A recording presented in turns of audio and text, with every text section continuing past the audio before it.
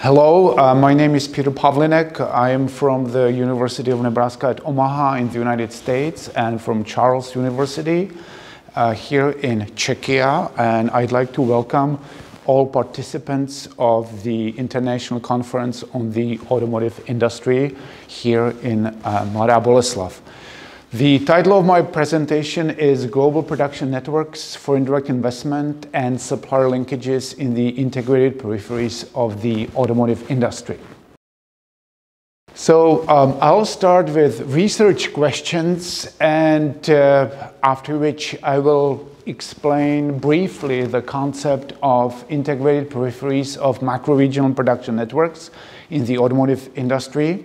I'll talk a little bit about its conceptualization and also about its application on the European automotive industry.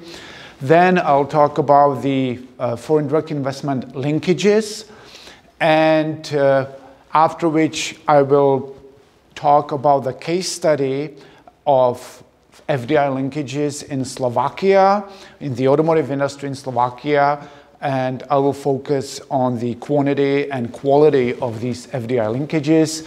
And in the conclusion, I'll briefly mention the developmental implications of these linkages for the automotive industry integrated peripheries. So the overarching goal of this research I'll be talking about is the analysis of regional development effects of foreign direct investment in the automotive industry in what I call integrated peripheries. And I have conducted this analysis through the analysis of supplier linkages between foreign subsidiaries and domestic firms in integrated peripheries.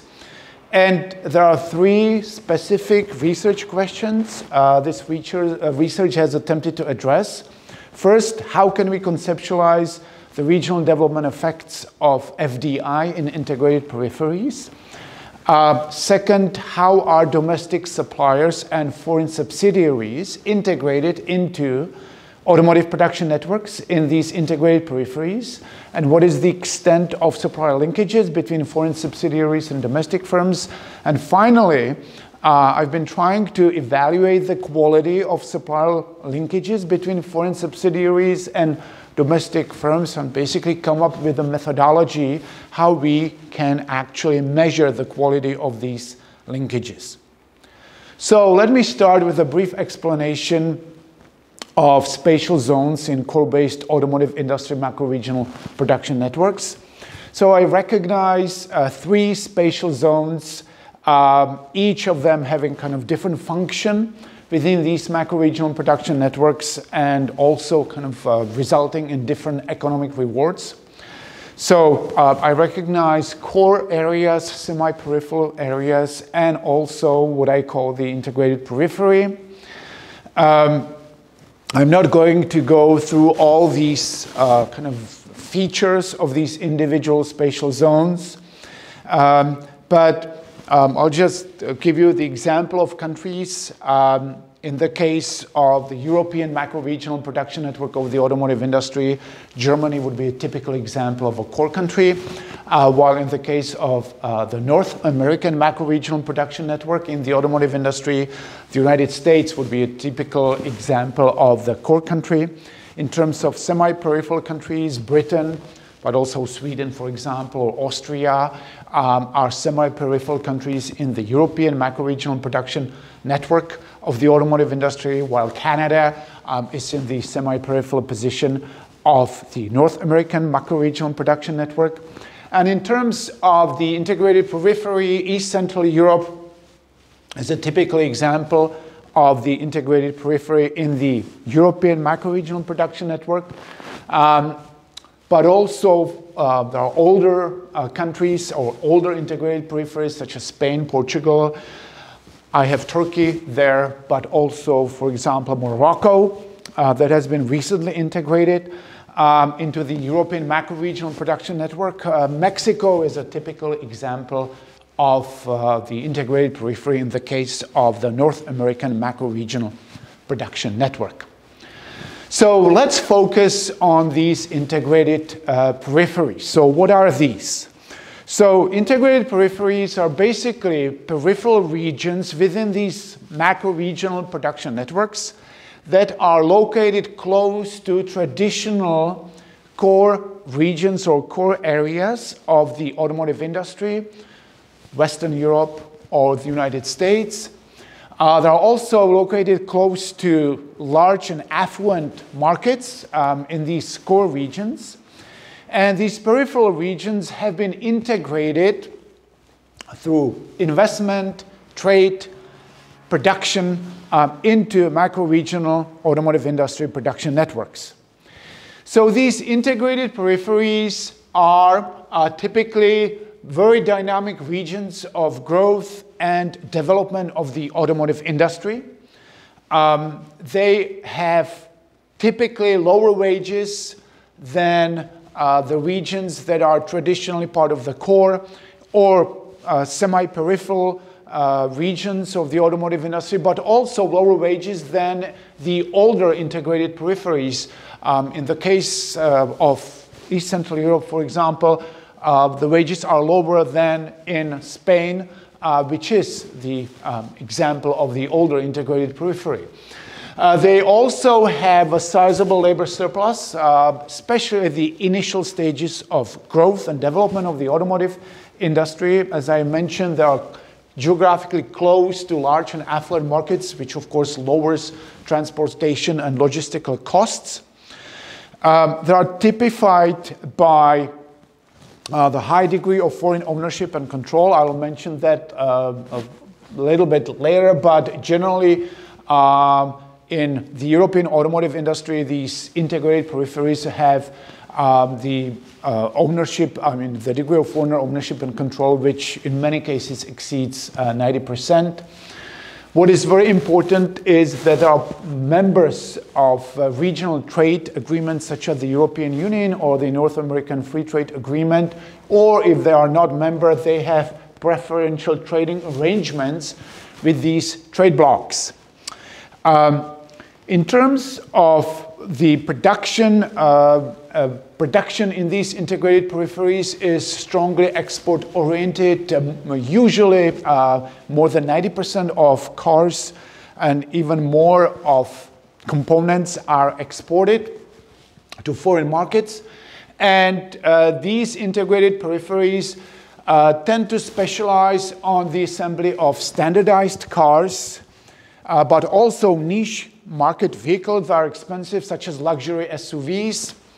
And also they specialize in the production of pretty generic automotive components. They are also typified by a limited development of high value added and strategic functions, such as research and development, strategic planning, kind of decision making, maybe advanced marketing, and so on. These functions tend to be concentrated in the home countries of these foreign investors.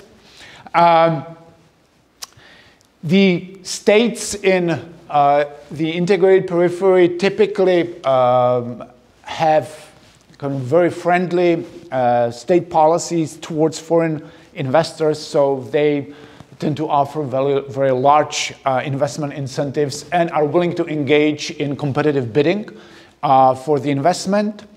Labor unions in the integrated peripheries are typically weaker than in the core and also semi-peripheral spatial zones. And these countries tend to have more liberal labor codes than in the core, compared, for example, Hungary and Germany. Overall, the domestic automotive industry in these integrated peripheries is much weaker and less developed than foreign-controlled automotive industry.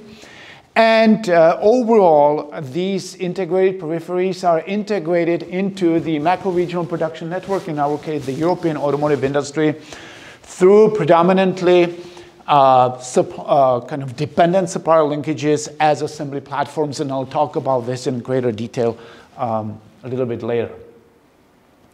So, how can we kind of conceptualize the development of these integrated peripheries in the automotive industry? Here I'm drawing on the ideas of David Harvey's and his theory of uneven development and spatial temporal fix. But the underlying idea is fairly simple.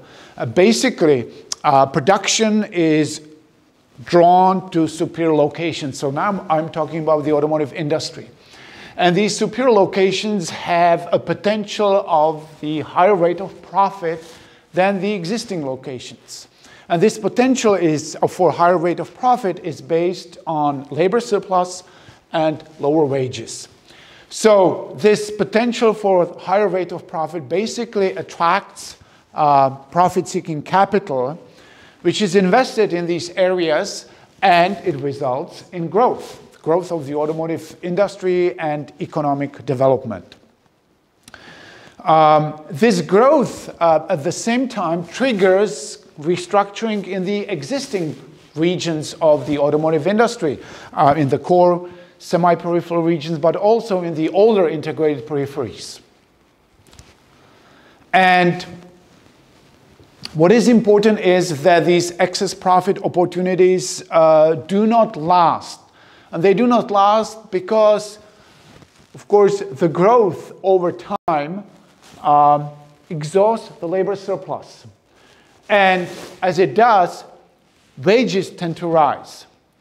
Rising wages then undermine the potential for the higher rate of profit. So profits might start to decline, which over time might force especially firms that are engaged in labor-intensive production that depends on low wages to think about maybe relocating, but maybe more importantly, these regions would no longer really attract large volumes of investment because investors will start looking for other regions that might be cheaper and where labor is more easily available. So for example, recently, Central Europe has no longer become the kind of prime area for investment in maybe new assembly plants. And as you all know, Škoda Auto has not even considered Central European locations for its new factory that might be built either in Turkey or somewhere in Southeastern Europe, in Bulgaria or Serbia or even Romania. So this pattern of kind of investment behavior then leads to kind of economic growth bouncing from region to region and uneven development. So let's have a look at the kind of production trends in the European automotive industry in the past 30 years. And we can see that the production in these integrated peripheries that are here defined as East Central Europe plus Spain, Portugal, Turkey, and Morocco. So the production in this integrated periphery increased from less than 3 million units in 1991 to more than 8 million units in 2019. At the same time, we can see that only kind of Germany was able more or less to maintain the high level of output, while the rest of Western Europe has suffered from a significant decline, especially after the year 2000 and mainly during the economic crisis of 2008-2009, from which the West European or the rest of the West European automotive industry has not really recovered.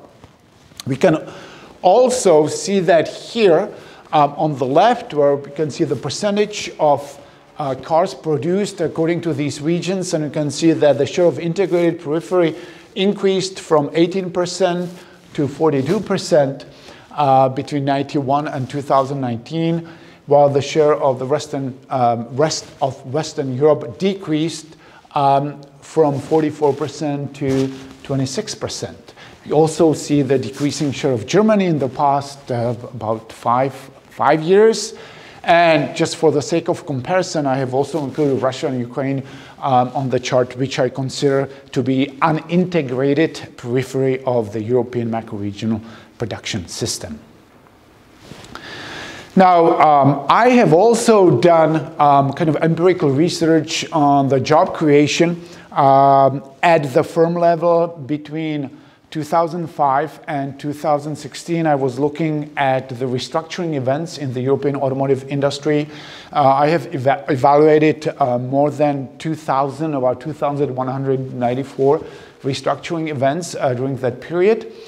And this analysis clearly indicated that there is a relationship between the job creation and labor costs, wages, and also between corporate taxes. And in both cases, this relationship is highly statistically significant at the 95% confidence interval. So the next important question is, and it's kind of core of my research, is how these integrated peripheries are actually articulated into these macro-regional production networks of the automotive industry.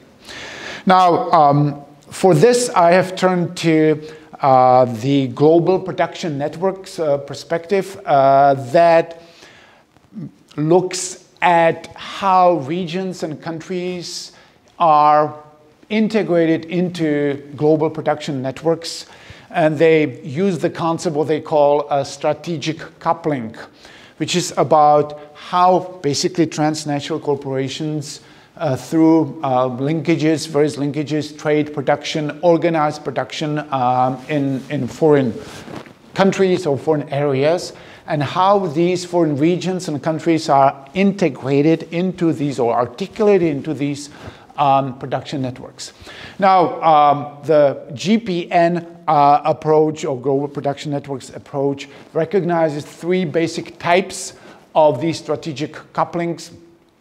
It is indigenous, functional, and structural. I'm not going to talk about all of them. I'll just mention the so-called structural strategic coupling, which is relevant for our case. And there are two basic types. And for the auto industry, it is the assembly platforms types that is important for us.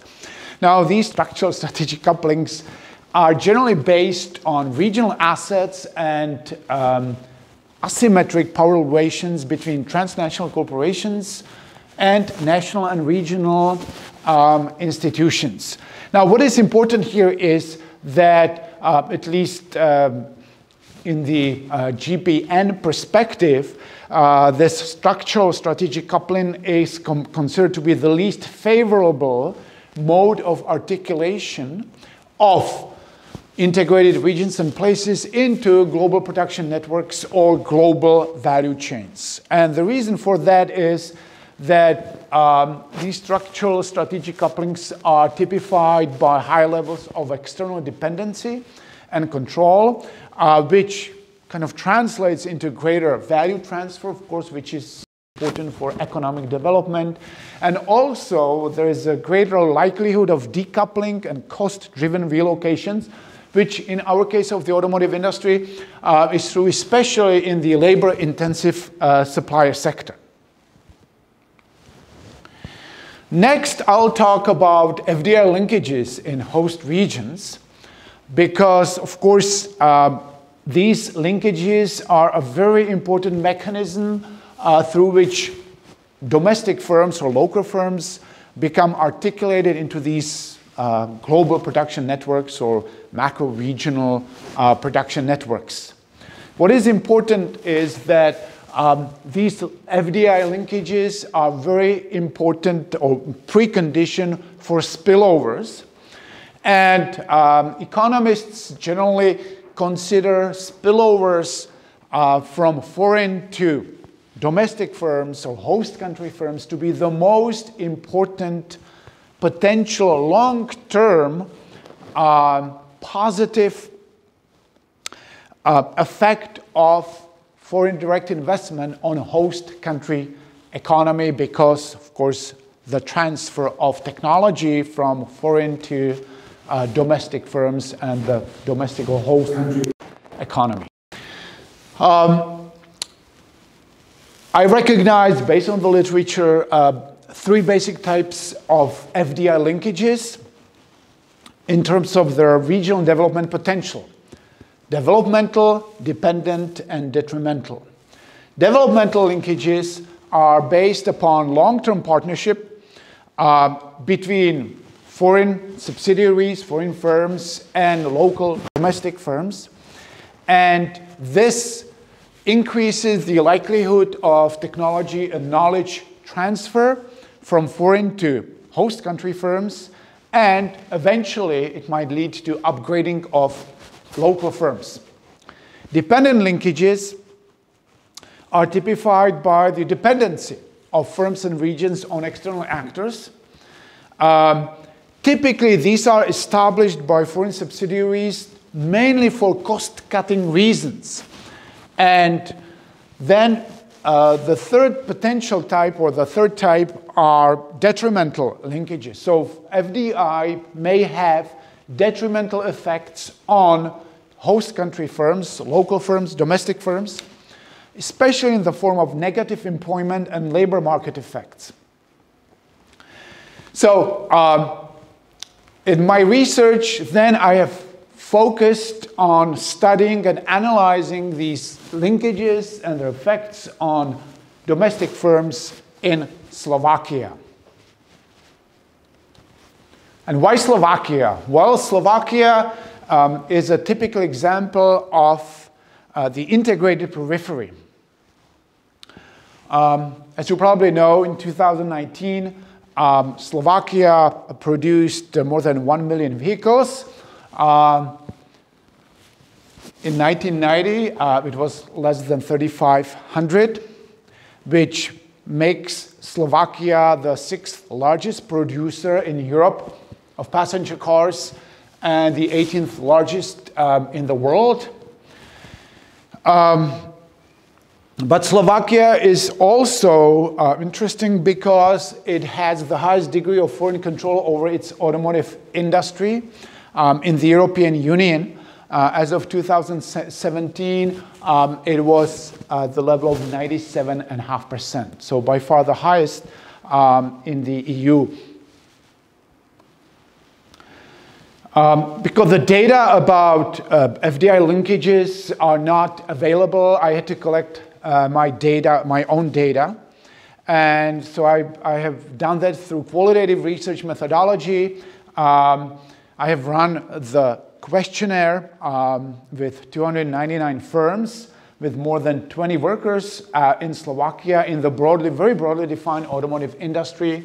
I received answers from 133 firms, roughly half of them being foreign subsidiaries and half being domestic firms, which was a response rate of 60%.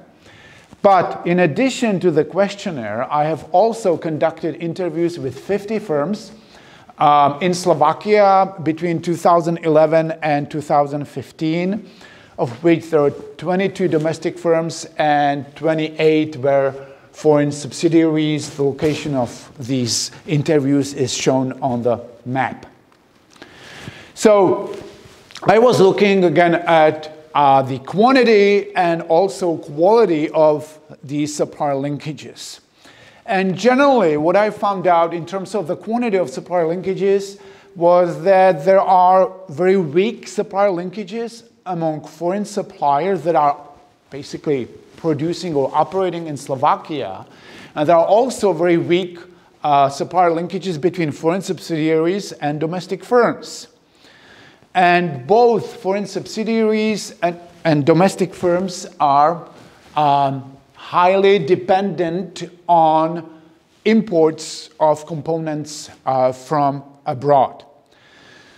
More specifically, 3/4 of surveyed firms did not buy any supplies from Slovak-based foreign subsidiaries. 91% bought less than 25%. 20% did not buy any supplies from domestic firms, and only 3% did not buy any supplies from abroad. 2% of surveyed firms bought more than 75% of supplies from Slovak-based foreign subsidiaries, and so which is very low, and 13% from domestic firms, but 42% from abroad. So generally, what this shows is a very low share of supplies that are procured in Slovakia, however, with the exception of assembly firms. Of course, assembly firms do require their most important suppliers to be located close to the assembly factory in order to supply just-in-time regime. So, but generally, foreign subsidiaries mainly source their supplies from abroad rather than from Slovak-based firms, being both foreign-owned firms and domestic firms. Also, when domestic firms do supply, they mainly supply services rather than actual components. Now here we have a little bit more detail in terms of the quantity of supply linkages. So it is distinguished supplies from domestic suppliers, from foreign subsidiaries, and from abroad. But generally 80% of foreign subsidiaries buy less than 25% from domestic suppliers, and most of them buy less than 5%. So after the questionnaire was done, basically following the interviews, it was clear that these categories, especially the category more than 0 but below 25%, is too broad.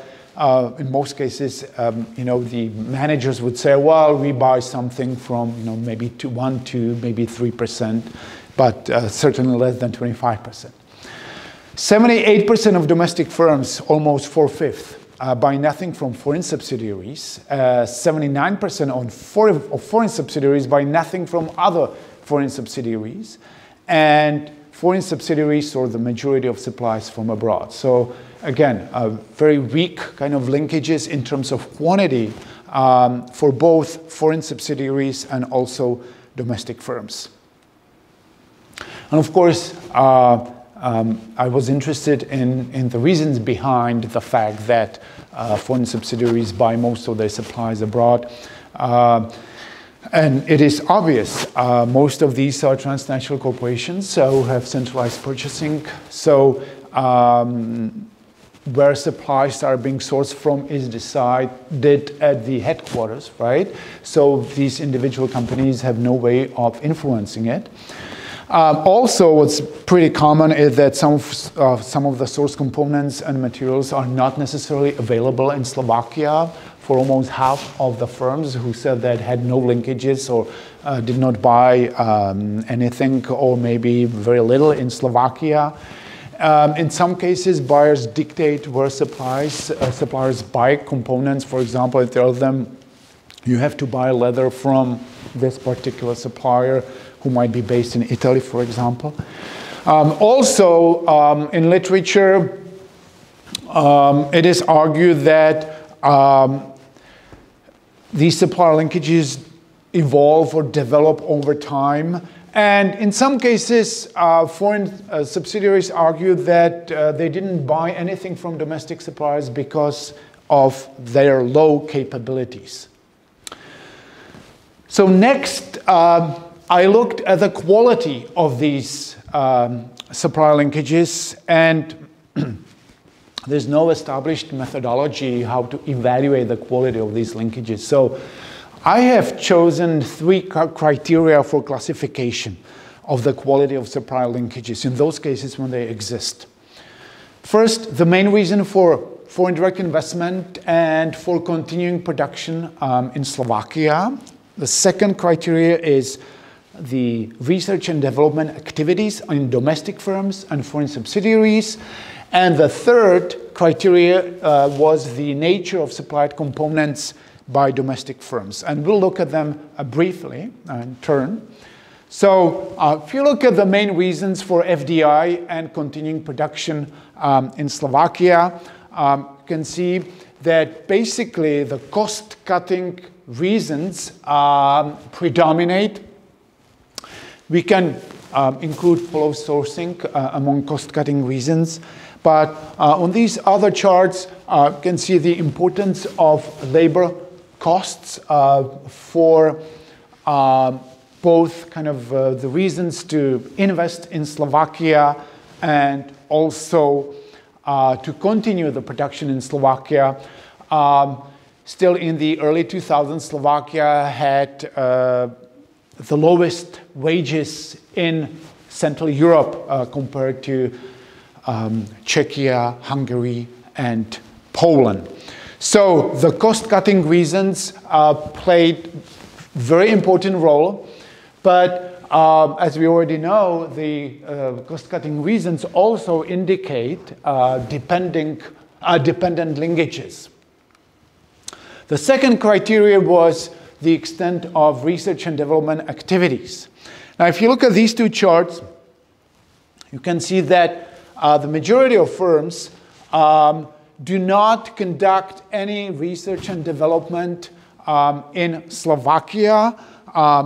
Those that do typically talk of a small-scale research and development efforts. Maybe they employ 1, 2, maybe 3 researchers in research and development. Of course, there are some exceptions, but generally we can argue that there is a low contribution of research and development activities of foreign subsidiaries to the potential learning and knowledge transfer to domestic firms. The fact that domestic firms do not, in most cases, conduct any research and development activities means that the absorptive capacity of domestic firms to benefit from potential transfers of knowledge and technology is low. And this again points towards the dependent rather than development nature of the vast majority of linkages. And the third criterion I was kind of looking into was the nature of supplied components by domestic firms.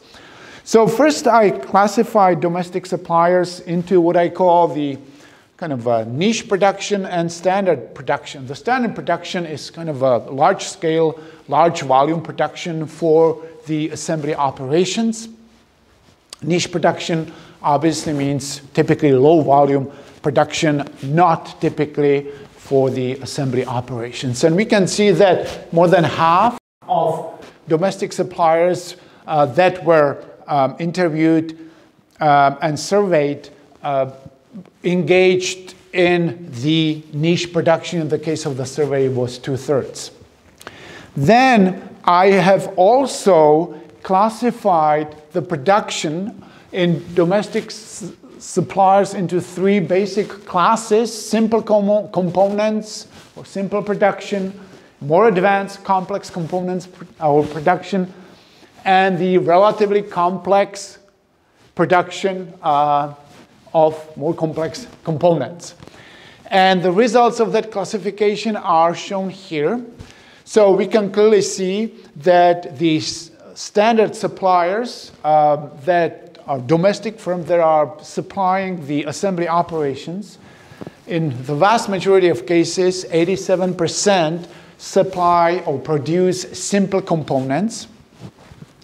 Only 13% supply more advanced components, but none of these standard suppliers supplies relatively complex components. It is the niche suppliers and the niche production that are engaged in these relatively complex components, which might include the production of superstructures for trucks, utility vehicles, trailers, for example, and so on. So in terms of the production of components by domestic firms for high volume assembly operations, if they supply anything, they supply simple components. And I interviewed 3 assembly firms in Slovakia, and none of them was basically buying any components from Slovak-based domestic firms. So based on these 3 criteria, I have classified linkages between foreign firms and domestic firms. Now, as you can see here, in more than half cases, there were no linkages, meaning domestic firms are not supplying foreign firms, and from the point of the view of foreign firms not buying anything from domestic firms.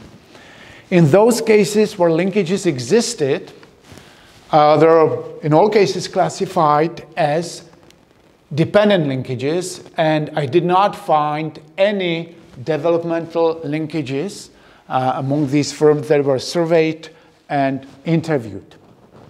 So, but what I did find also were detrimental linkages.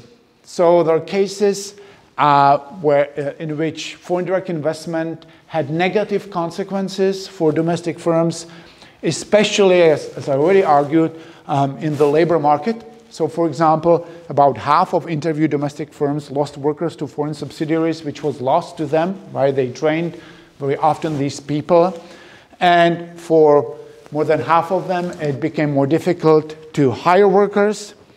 And what is important is that I also find a negligible transfer of knowledge and skills through workers trained in foreign subsidiaries to domestic firms, which, by the way, is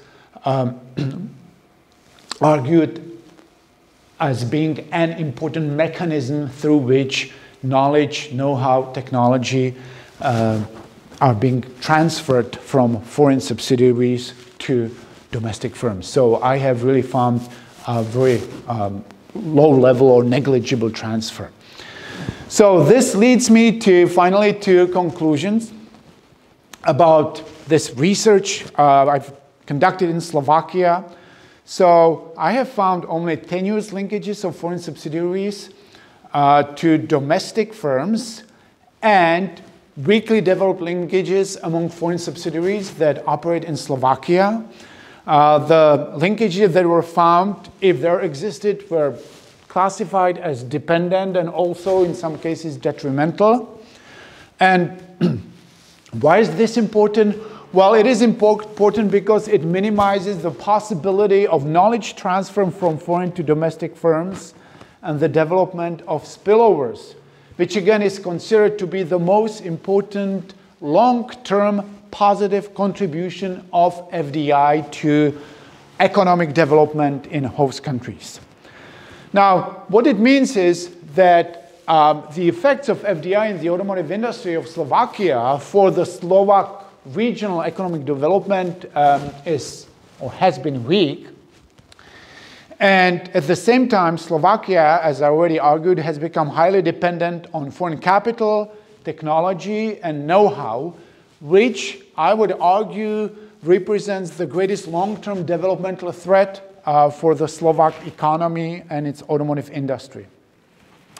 What is also interesting is that the findings of this research are very similar to the conclusions of earlier truncation and branch plant literature in economic geography that investigated the effects of external ownership and control in peripheral regions of Western countries in Western Europe, but also in Canada. So we might argue that the underlying structural features and effects of industrial foreign direct investment in peripheral regions remain little changed despite the changing nature of capitalism. This truncation branch plan literature and research was published in the 70s, 80s, and early 1990s. So that's all. Thank you for your attention.